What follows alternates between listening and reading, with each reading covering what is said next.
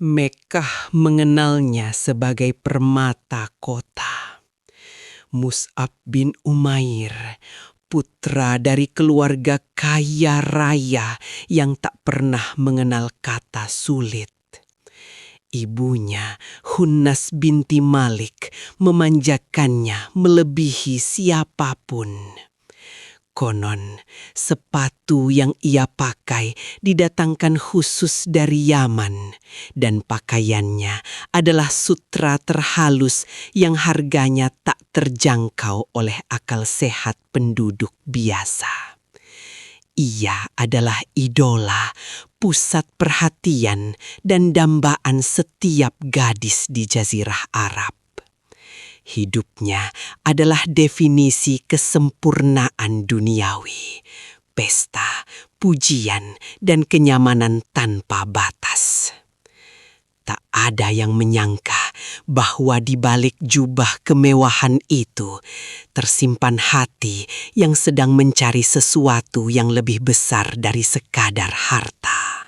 Namun, gemerlap dunia tak mampu mengisi kekosongan jiwanya.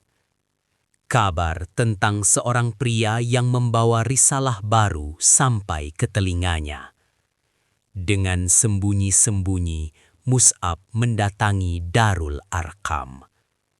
Di sana, untuk pertama kalinya, telinganya bukan mendengar pujian tentang ketampanannya, melainkan ayat-ayat Tuhan yang menggetarkan langit dan bumi.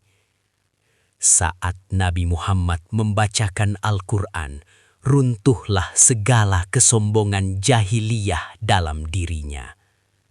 Detik itu juga, sang pangeran Mekkah menukar seluruh kemewahannya dengan iman.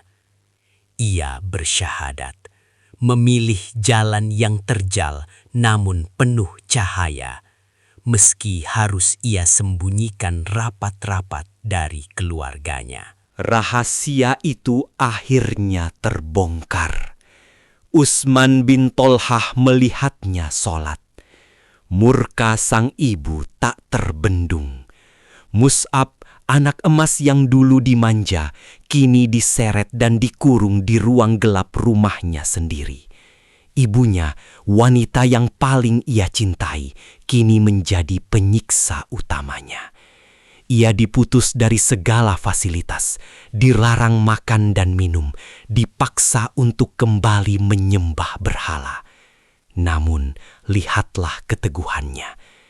Meskipun ibu memiliki 100 nyawa, dan satu persatu nyawa itu keluar di hadapanku, aku tidak akan meninggalkan agama ini.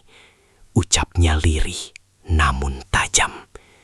Ia diusir, namanya dicoret dari daftar ahli waris, dan ia melangkah keluar rumah tanpa membawa sehelai benang sutra pun. Rasulullah melihat potensi besar dalam diri pemuda yang kini hidup zuhud ini.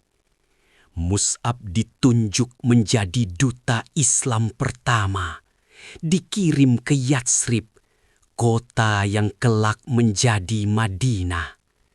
Bukan dengan pedang ia menaklukkan kota itu, melainkan dengan akhlak dan lantunan ayat suci. Siang dan malam ia mengetuk pintu hati para pemuka suku Aus dan Khazraj. Kesabarannya luar biasa. Tutur katanya selembut sutra yang dulu pernah ia pakai. Satu persatu tokoh besar Madinah masuk Islam di tangannya. Berkat perjuangan si miskin yang mulia ini, tanah Madinah menjadi siap menyambut hijrah Nabi. Ia telah membuka gerbang peradaban baru. Tahun ketiga Hijriah, Perang Uhud meletus. Mus'ab diberi kehormatan memegang panji Islam. Ketika barisan pemanah melanggar perintah dan kekacauan terjadi, pasukan musuh berbalik menyerang. Mus'ab menyadari bahaya mengancam Rasulullah. Ia yang wajah dan perawakannya mirip dengan Nabi segera memancing perhatian musuh agar menjauh dari Rasulullah. Ia berdiri kokoh bak karang di tengah badai, mengibarkan bendera tinggi-tinggi, menjadikan dirinya tameng hidup.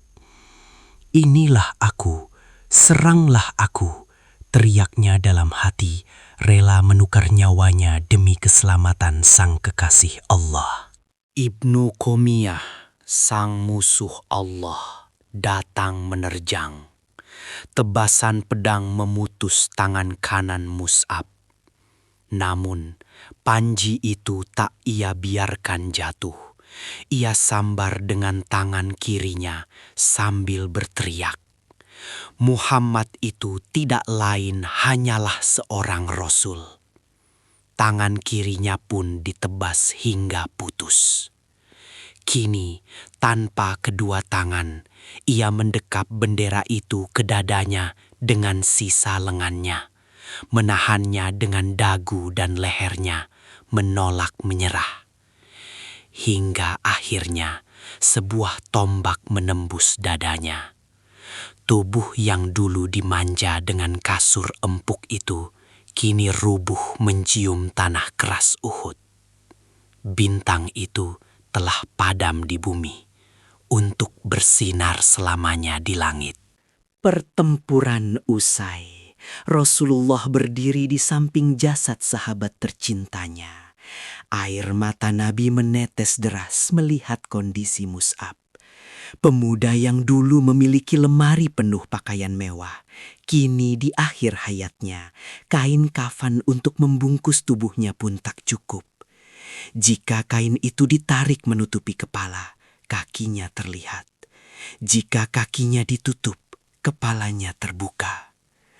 Tutupilah kepalanya dengan kain itu, dan tutupilah kakinya dengan rumput ishir, sabda Nabi dengan suara parau. Rasulullah kemudian membacakan ayat. Di antara orang-orang mukmin itu ada orang-orang yang menepati apa yang telah mereka janjikan kepada Allah. Mus'ab bin Umair, ia datang dengan kemewahan dan pulang dengan membawa kekayaan yang sesungguhnya, ridho Allah.